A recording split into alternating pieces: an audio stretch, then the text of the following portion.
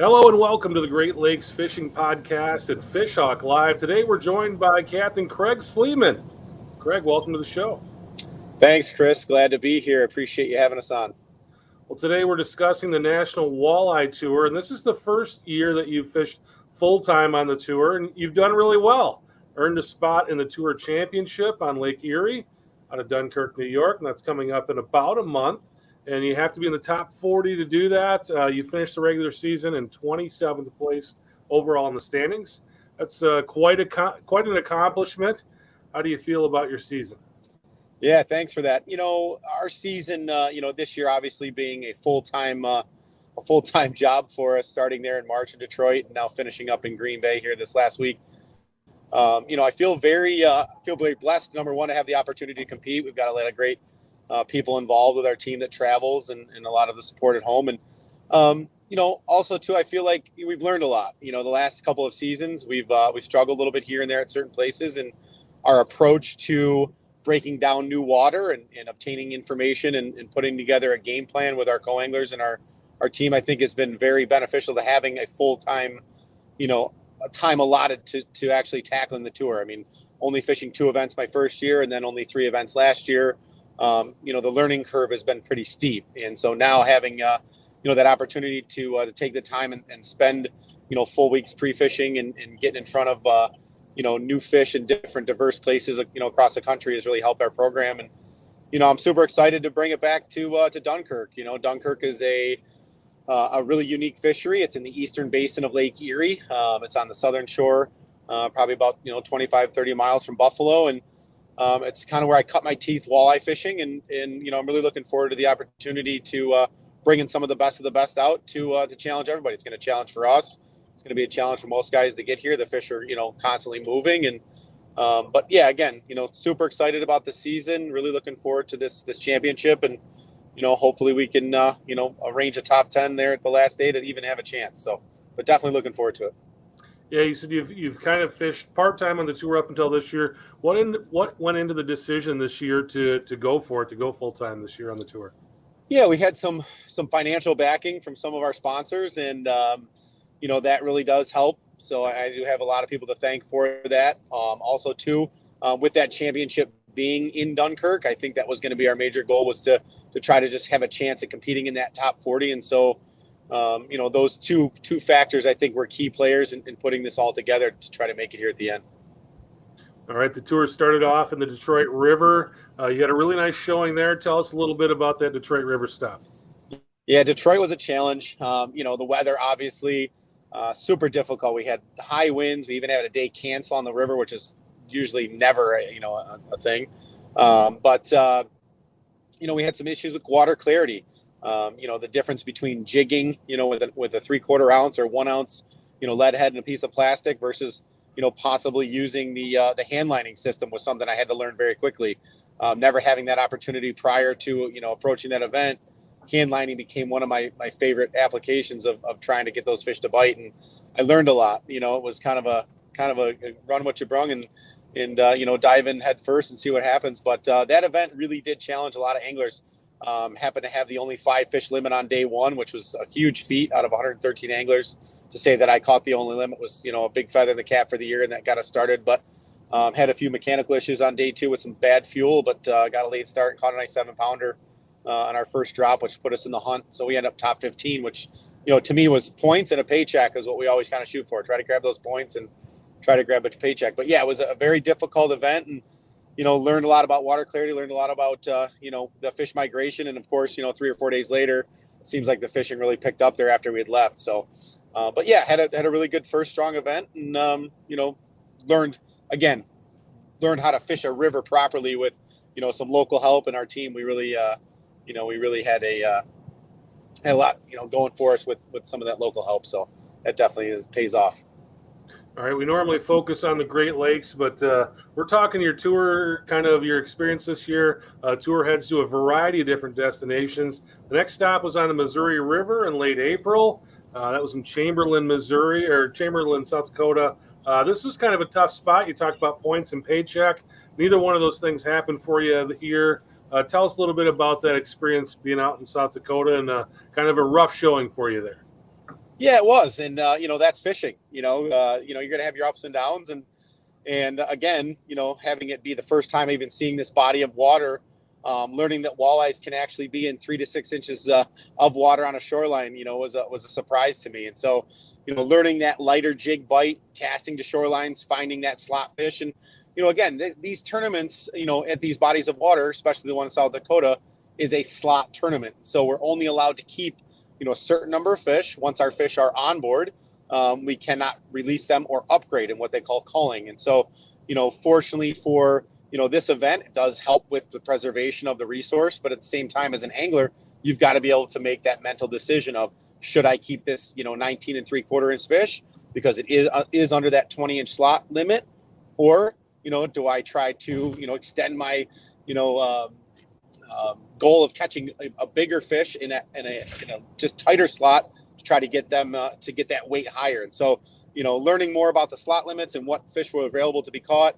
I made a big run south on a gamble. I had some pretty good fish in practice and some treetops that I was jigging using my active target sonar, and just happened to not be able to come up with them on day one of our first event. So kind of scrambled a little bit to catch my 5 on day one of the event. And then, day 2, I had to take one more chance to try to gain some ground, and just never could find those big 25-inch fish that we had in practice. So, making some mental decisions and maybe sticking around closer to home and just maybe going through some more fish would have been my second guess on that if I could do it all over again. But again, that's fishing, and trying to win some of these events, you really sometimes have to take a chance. And, I took that chance, and it was early enough in the season that, we had some other places that I knew we could at least have some decent finishes in, places that we had been before. And so we kind of gambled on this one, and then, kind of back to the drawing board for the third event. Let's talk about that third event. Another place that's a little bit different than the waters you're used to, the Mississippi River out of Prairie du Chien, Wisconsin. That's some dark water, man. There's definitely some limits to water clarity there. But you bounced back, had a pretty decent finish there. Tell us a little bit about what happened there. Yeah, it was interesting. I had brought my brother and his son back out to do some pre-fishing along with my co-angler Mike Urema, who's one of my traveling partners, and we put together a program that was really close to home. I had never seen a willow cat and never fished a wing dam, and with those two things being the whole Mississippi vibe, it was nice to kind of get my feet wet with those guys. And we put together a program where we had found some local bridges that were holding some fish. And that being said, in this one, we decided not to make that big run and go through the locks and even have a chance of maybe hitting a barge, and missing a schedule of getting back from, pool number 7 or 8. And so we really wanted to figure out, what was going to be the best way to catch 5 fish and get a limit, get those points. And, after day 1, I think we were top 15. We had a really good start and, had 6 or 7 really good bites, although we did have 2 bites in that slot, like I talked about earlier. When we get to these events, in the Midwest, a lot of them are slot fish, limits. And so I had caught some fish just over or just under that 27, cutoff line, and just happened to bring in 5 really good slot fish on day 1. And, then for day 2, we had one of our teammates, Wayne Van Dyke, in the top 5. He was actually second by just a few ounces, Max Wilson leading there. And, he was able to put together enough fish on day 2 to give himself a top 10, which was strong. And we were in the top 30, 35 there, I think, once we finished up. So, again, trying to gain those points, missed a paycheck by a few spots, but super happy to have, that top 40 like we had been trying to achieve all year, just so we could get to this final event. So just a few weeks ago, the tour went to Green Bay, and this is probably water that you're a little bit more familiar with. You've been fishing those river systems, and now back out on big water in Green Bay, a completely different style of fishing than the previous few events. Tell us a little bit about fishing on Green Bay, walleye fishing out there. Yeah, Green Bay is a very diverse fishery. You can do a lot of different things. It's casting. We had our Douglas X Matrix out casting jig and wraps and blade baits from I1 Baits. We had, a number of opportunities and caught plenty of fish in practice, jigging, but that consistent bite just did not show up for us. About the 3rd or 4th day of really trying to push that northern bite, we just couldn't find enough. We had a big alewife population, a big bloom there, and guys had complained of just too much bait. And I did see the same thing. We had, competition with bait rather than just a few gobies on the bottom. So we put our jig and sticks away and we went to trolling, and we got down in the mud and just like, probably 75% of the fleet did is they went down and trolled worm harnesses. And we pulled 2-ounce inlines and had some fish that were high. We caught some fish on ones and some short leads, but, eventually found that our best consistent bite was down below, that down at 30-foot range. We were 25 over 30. And, pulling spinners in the mud is something that I'm used to. It's a Lake Erie technique that we learned from our late Bob Henton. And, we were able to put together a good 5-fish limit on day one and had a pretty good seat, at the table. And, come day two, we went back down and only had 2 bites by noon. And so it made it really tough to make decisions to stay there and grind or find a rock pile that had some fish in practice that we could at least gain our 5. And so I opted to leave about 12:30, knowing I had to be back early on a flight number 2 there.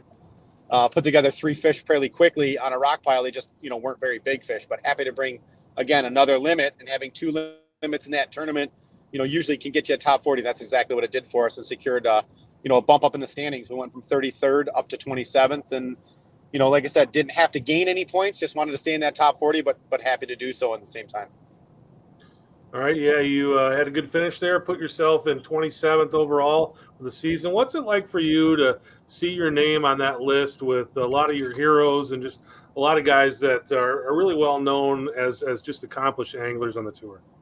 It's funny you asked that. I mean, back in 2012, I signed up for an all-star walleye school and sat next to Mark Quartz and Paul Moline and Kevin McCoy and, Corey Sprengel and the guys that we're fishing with right now. And it's a dream come true for me to just have this opportunity to be, in that same category, have your name next to them in a way slip and, see Keith Cavias and see, Chase Parsons and Gary Parsons and guys that we grew up, as co-anglers. We did get a chance. My brother and I were able to fish a few co-angler events as an amateur and we're hooked up with some really, strong professionals. And I think them setting the standard of what it's like to be professional on the road and carrying a, not only a positive attitude and good and bad in fishing, but also, leading by example. And I think, having that opportunity now to fish with these guys and, fish against them, if you will. And it's just been a dream come true. And, like I said, watching, some of these guys weighing some pretty mighty big bags, back in the day over at Port Clinton and Lake Erie. And then also, again,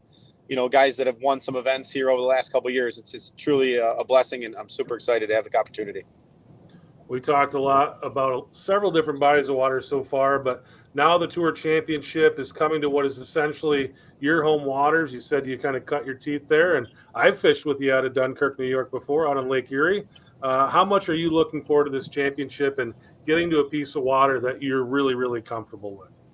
Yeah, I think it's going to be the first time, in a long time that we actually do feel comfortable fishing here. I can't make any promises that there's going to be a ton of big fish, right around the corner. There's going to be some big fish caught. And, but for the first time ever, we get to call someplace home. And, everywhere we travel, Green Bay, Wisconsin, heading out to South Dakota, getting out to the Mississippi River. None of these places feel like home, and their techniques and ways of catching walleyes that we've never even thought possible. And, to finally have, the right rod and reel set up and have the right electronics and seeing the right, screens when we go to fish and, finally feeling confident, I think is going to play a major role in how we make our decisions in this one. I mean, again, it's going to be a consistent bite. We're going to have to, only have 4 presentations. And that's one thing that I think a lot of the outside folks don't understand is we only get 4 rods. Understanding that most of the charter bites that are out of Pennsylvania and out of Dunkirk right now, they can run 6 or 8 rods a side. And that's, that's what we call combining. We're not allowed to do that. We've only got 4 presentations, and, whether we fish, tight to the boat or we put them out on boards or, but we're definitely going to be, utilizing our fish hawk. And that's, another point that I like to bring up is everywhere we go, we've found a utilization, last in Green Bay, I was using it down in the mud. Even in 30 feet of water, I'm seeing a big difference in current speed and direction. And, this is going to play a major role in our success in getting some of these fish to bite. Is, I was out on Friday with some clients on a charter and happened to see that, my top speed, I was pulling some crankbaits at, 2.2 to 2.3, and my down speed and my down current was only at 2.0. And so there's going to be a big difference. And I think, the guys that show up and understand current, understand temp are going to be a lot more consistent. And that's what we're going for. We're looking for consistency. And, if we can find 30 to 32 pounds a day, I think it's possible. Get a few kicker fish in there if we can get an 8 or 9 here and there. But right now, the Eastern Basin, is fishing as best as it's been. It's just the consistency of those old 40-pound bags, I think, is going to be tough. But these are the best of the best. And so, I expect some guys to find some things. And, who knows? We'll see what they come up with. But yeah, finally get to come home and super confident that we can at least put some bags together here in the first couple of days. All right, I'm going to put you on a spot here a little bit. Best of the best, but fishing kind of your tools, your style. Where do you see yourself stacking up against these 40 anglers when this thing starts? Yeah, that's a tough one. I mean, it's fishing. Remember, the fish have to cooperate also. My goal is just to make that top 10. If I could make the top 10 at home, we've got tons of support. My family's going to be there. We've got tons of fishing friends that are going to show up. And, it's going to be overwhelming to see the faces, out there in support of our program. But, I'm hoping we can find enough to get us to that top 10. And that would be success in my book, being first full-time year on tour and, the ups and downs of what that looks like. But then again, being able to find some of these bigger, 5 and 6 pound average fish and, hope for a 7 or 8 pounder here and there as a kicker fish, I think would put us in that top 10 range, based on what's going on. And, if it doesn't happen, it doesn't happen. We at least had the opportunity. We, put ourselves in a seat to compete, and, we're just going to go from there. It is still fishing. Yeah, chip in a chair. We've talked a lot about different techniques, and you're coming home. You're coming to this place that you know well. How do you feel? And I don't need you to give away secrets, but what are you going to be doing? I mean, how are you going to be setting up your stuff? What do you think the technique to win this thing is going to be? Yeah, I mean, again, going back to that idea with only 4 presentations, there's a couple different ways that we can present our baits to these fish. And, as that water temperature continues to rise, and we've had some warm heat here the last few days in upstate New York, some 80s and mid 90s here for the last few days. And that water stratification, is really setting up. So I think the angler that can go out and find a way to present our fish, especially some of these deeper fish, depending on what trolling techniques they want to use, either whether it's snap weights or if they want to grab some lead core or, even some wire, whatever they decide they're going to bring out to this tournament. I think the guys that can find that consistent bite of the fish that are, schooling or classing themselves together. I know we've got a big influx of Ohio fish, and those fish right now, we just can't seem to find the leading edge of where that bigger, class of fish may be. So, we're going to have a lot of what we call rats, a lot of small fish, taking over, and only having, again, that efficient program together with 4 presentations is going to make it tough to weed through some of those smaller fish to get to that 5 to 6 pound average fish. So, but yeah, we're going to be trolling, covering as much water as we can. But it doesn't rule out that these guys won't bring this technology of active target and live scope out and try to jig them a few places, because that can also happen. So it could be a mix of both, but right now I think we're going to stick to our guns and cover as much water as possible. You've got about 4 weeks before the championship comes. What does your preparation look like over the next 4 weeks? What are you going to be doing to get ready for this tournament? That's a good question. We're actually on the road back from Battery World over in Syracuse, New York, and dealing with trolling motor batteries. But we've got a plan to get those put back together and just refining equipment and, stretching some lines here and there. We've got, a pretty busy charter schedule with some clients that want to get out and catch some fish. And so, we're going to look for some schools and, keep in contacts with some of our local fishermen and just see where things are and what's going on. But I think we're going to test some new things. We've got some, ideas of how to pull some of the deeper fish and maybe throwing some downriggers on the old Ranger and giving them a whirl as well. But, right now we're just going to keep refining the program that's been successful for us in the past, and, really just kind of see how we can continue to build that 4-rod program and see, what's going to be most efficient. We don't know what the prediction is for weather. Obviously, we don't know, what August 24th, 5th and 6th look like right now. So, that's going to be a major role. We may have some blow days and some days where we have to, not get too far offshore to find some fish. And so I think we're going to stay close to home to start, but there could be an opportunity. We are allowed to get gas. So we'll probably be doing some research on maybe some far off fish to see if, they're a little more consistent as far as size and location. So it could be a little more travel than we expected in some days, but we're going to try to keep it close to home. A lot of people dream of doing what you've been doing this year, being a tournament pro, but a lot of people that I've talked to have done what you've been doing will tell you it's a real grind. Are you looking forward to the season end, or are you dreading it? Tell us a little bit about kind of what that's going to look like when it's all over. We have a famous saying is you can't do this in February. And it's totally true in upstate New York. We get that, 25 below zero wind chill and our lakes start to freeze over a little bit. And, I'm really excited to see this come to a fruition of the end, but at the same time, it's something I look forward to on the daily. I talk about it with my friends and family daily. We talk about, strategies on the daily. And so it's kind of it's a bittersweet. Yeah, I'm excited to fish the end, but at the same time, it's been a really tremendous season for us, and so I don't want to see it come to an end too quickly. So hopefully we can extend this out a few more weeks. When football players win the Super Bowl, they say they're going to go to Disney World. If you win the NWT championship, where are you going? I think I'm going to go to Put-in Bay and park it over there in the islands with the boys from Ohio for a few days and celebrate it. All right. It takes a lot of help and support to do what you've been doing. Who are some of the people who have helped you? Any people you want to give a shout out to? Yeah, we've got some great support at home. Obviously, my co-angler, Mike Urema from I1 Baits, has been with me all year. He just came off a victory as a co-angler. He got to fish with Dwayne Helm on day 2 and put together a pretty big bag, a 41-pound bag, using some jig and wraps up north. And so I want to thank him for all of his support. Obviously, we've got Dave over at Doc's Tackle. We've got the guys at Douglas Rods. You guys obviously at Fish Hawk, my torpedo guys.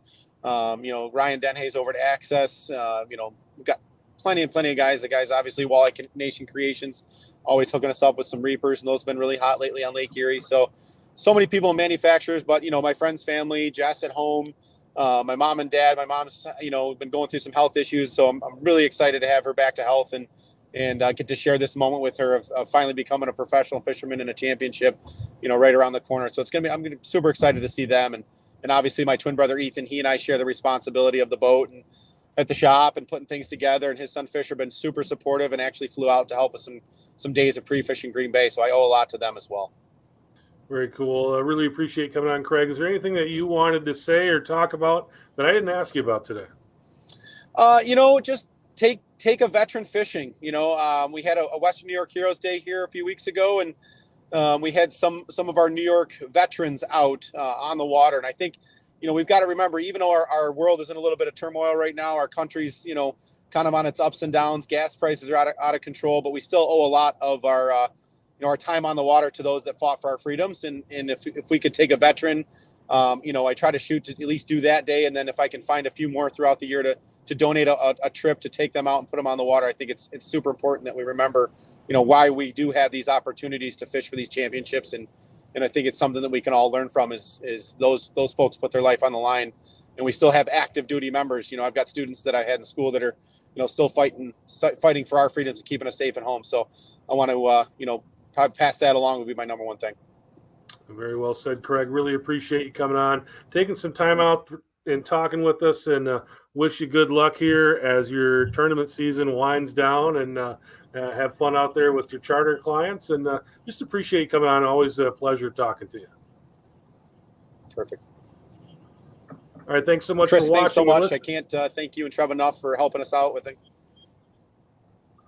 All right, appreciate it, Craig. We're starting to lose your signal. I guess that's well timed. The show's about over. Appreciate everybody for watching, listening, and we'll talk to you next time.